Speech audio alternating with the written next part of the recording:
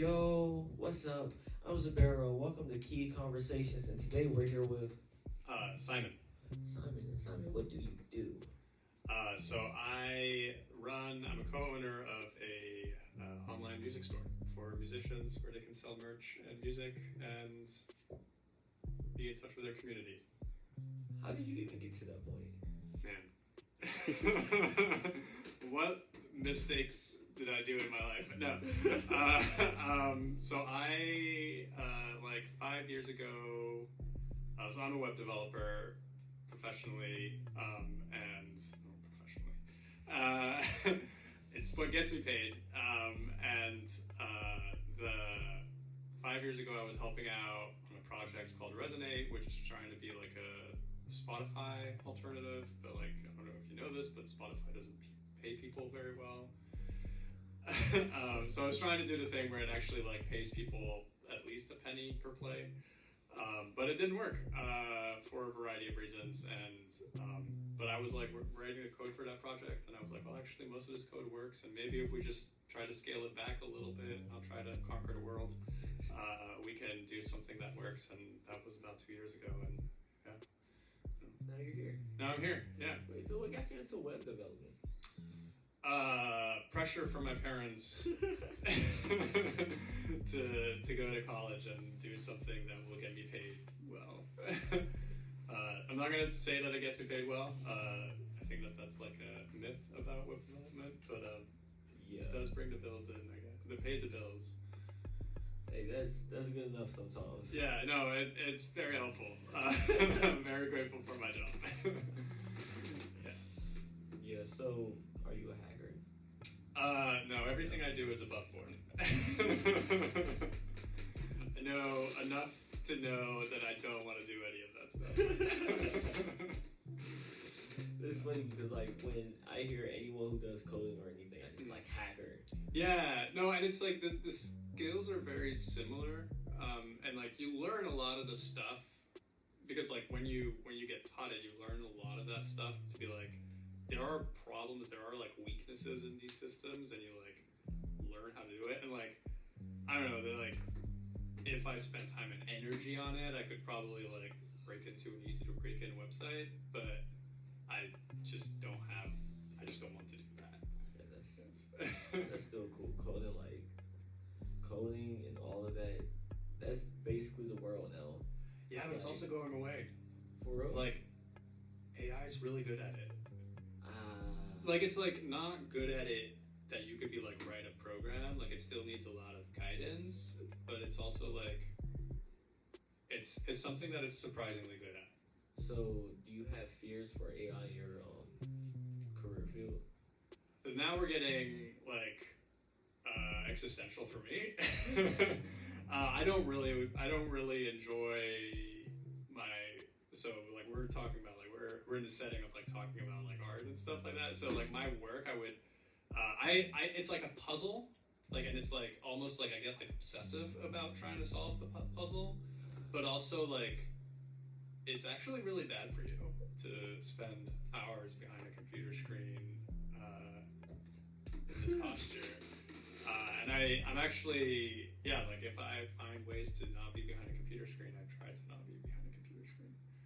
Okay, so how do you balance that? Man, I don't know. If someone finds that out, let me know. I have a long weekend. I have Friday, Saturday, Sunday off, and I try to like spend as little time as possible on that. Yeah, on a computer during that time, or like on a phone during that time. Okay. So, what is your program called? It's called Mirlo. It's web app. Alright, so how long do you spend typically like developing it? Yeah, so Mirlo is a volunteer thing I do on the side. I don't get paid to work on it. And we make like $500 a month on the platform, but that mainly covers server costs. So it's not like, I take home a fat paycheck from working on this project. I mainly work I try to squeeze in maybe an hour a day or 2 hours a day on it, but that's if I have time outside of my work. So it seems like there's a lot of struggles that come with it. So how do you stay motivated to keep on going through those struggles? gonna pretend it's easy, but it is like, it's like also seeing the enthusiasm from other people for it, and seeing other people use it, and seeing people be like happy that it exists. For Mirlo, I think has been like a huge motivator, and like there's just been a lot of positive feedback, and we were talking earlier a little bit about like how difficult marketing is, and like I'm not like a marketing person, but like we still have like 800 artists sign up to the platform because people are excited, you know, for it. So years, that's amazing. It could be better, but yeah, it's amazing. Like 800 people is a lot of people. Yeah. That's a lot. That's it's 800 people you convince to do something, right? It's like actually like impressive. Nah, that's amazing. It's crazy how much people, just 50 people, shoot. And I feel like we've been really like, people are enthused, like they want something like this to exist, but also we're having a conversation about like, we're having lots of like conversations around that stuff. So what are your dreams for it? So right now we're 2 people, and we're feeling that like capacity limit, I think. So we're hoping, and like the problem is that it's volunteer, so it's hard to convince someone's like, hey, come spend your time, work on this thing. It's like, you're not gonna get paid to do it. And like, so we're hoping to find where people can grow it in that sense. But there are struggles with that. Kiazii's helping us put on an event in May, and we'll hopefully have like, do like small things like that. Like I think like the way to keep it achievable is to like not set the expectations too high and be like, what's a good win? You know, like, are we enjoying ourselves? Are we having a good time? Then let's continue doing it. But like once we're like, we're not getting paid and we're not having a good time anymore, like let's reevaluate. So why should artists join you? Well, aside from we're cheaper than the alternatives. Yeah. So artists get to set their own price on it. So like Bandcamp takes 15% of, you put your album on there, it's $10. Bandcamp takes $1.50. If you're like, on our platform, if you're like, I actually want the full $10, then you get to keep the full $10. And that's just because we trust that artists know what they need, and if they need the $10, we're like, that's yours. That's your money. You put the effort into making that money, like you should, whatever. And we'll figure other ways out to keep the platform up and running. And also, I think there's a lot of value in like building community and building like resilience through community. Bandcamp is a company that is run by venture capitalists. They sold the company 2 years ago, which was like part of their starting point, and they fired half of their staff because they're out it to make money, and making money. Making money is great because you get to pay people to work on shit. Like I would love to get paid to work on this thing. I don't want to diss on that. But like the incentives for the people who own Bandcamp are different from the incentives from the musicians, right? So for the musicians, for Bandcamp, they want to make money, like that's it. Whereas like we want musicians to be supported and find their community and build their community and build their support networks. And I think those are different motivations. And yeah. So what made you want to bring your coding skills into the music industry? That's a good question. I'm like a big music nerd, I guess.